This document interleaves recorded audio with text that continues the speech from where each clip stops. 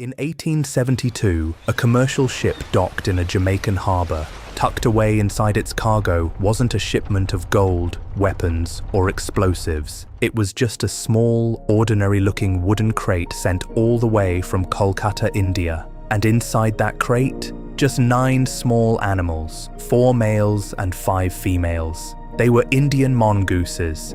The wealthy landowner who ordered them was absolutely convinced he had just imported the ultimate savior for Jamaica's dying economy. What he actually did, however, was unleash a 150-year ecological nightmare that scientists still study today as one of the greatest cautionary tales in human history. This is the story of how trying to outsmart Mother Nature completely backfired. To understand why anyone would import these animals, we have to look at Jamaica in the 19th century. Back then, the island wasn't just a tropical getaway, it was a sugarcane powerhouse. Sugar was known as white gold, and Jamaica supplied over 25% of all the sugar consumed in Europe. But a silent, relentless enemy was eating away at the island's profits: rats. Accidentally introduced by trading ships, black and brown rats found an absolute paradise in Jamaica. There were no natural predators, the weather was warm, and they had endless fields of delicious sugarcane to eat. Within a few decades, their population exploded into the millions. They didn't just eat the crops, they chewed through the roots, destroyed the storage vats, and cost landowners millions of dollars in losses. Desperate, the farmers tried everything to stop them.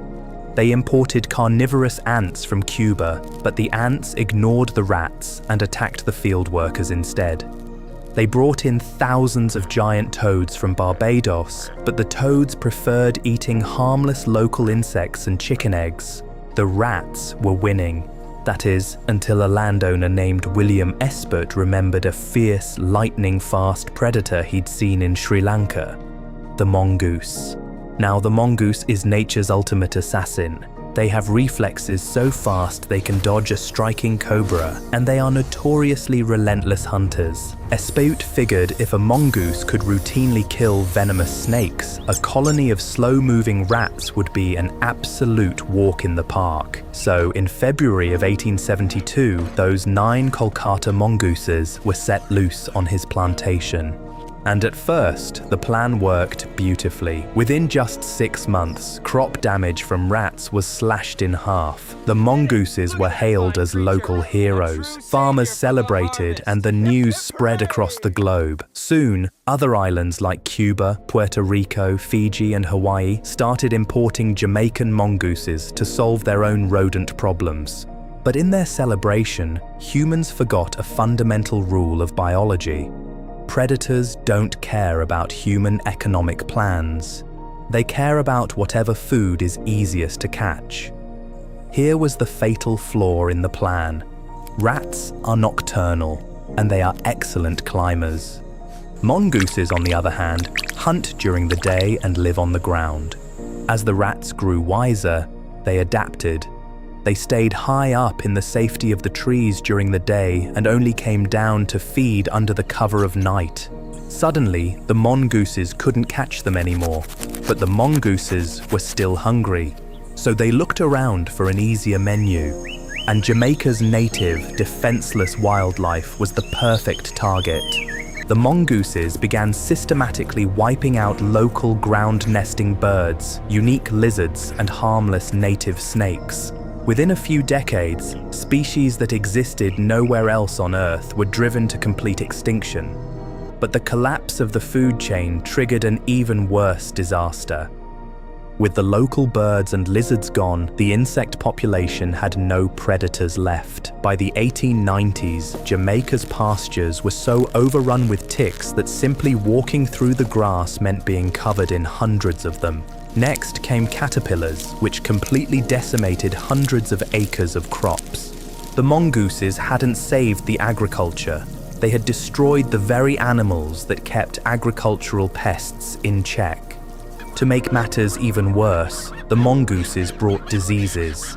They became major carriers of rabies and leptospirosis, spreading these deadly pathogens to livestock and humans alike. Realizing their catastrophic mistake, the Jamaican government tried to wipe the mongooses out.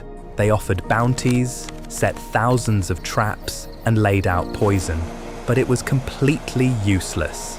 A female mongoose can breed at just 4 months old and reproduces multiple times a year. Even if you manage to kill 90% of the population, their numbers fully bounce back in just a matter of months. Today, more than 150 years later, the descendants of those original 9 mongooses still rule Jamaica and dozens of other islands, firmly cemented on the list of the world's most destructive invasive species. It is a stark, haunting reminder of what happens when humans try to force a quick fix onto a complex ecosystem. Every time we try to play God, nature is the one that ends up paying the price. What do you think? Should we ever risk introducing non-native species to solve pest problems, or is the risk of ecological collapse always too high? Let me know your thoughts in the comments below. If you enjoyed this deep dive, make sure to hit that like button, subscribe, and share this video. Thanks for watching, and we'll see you in the next story.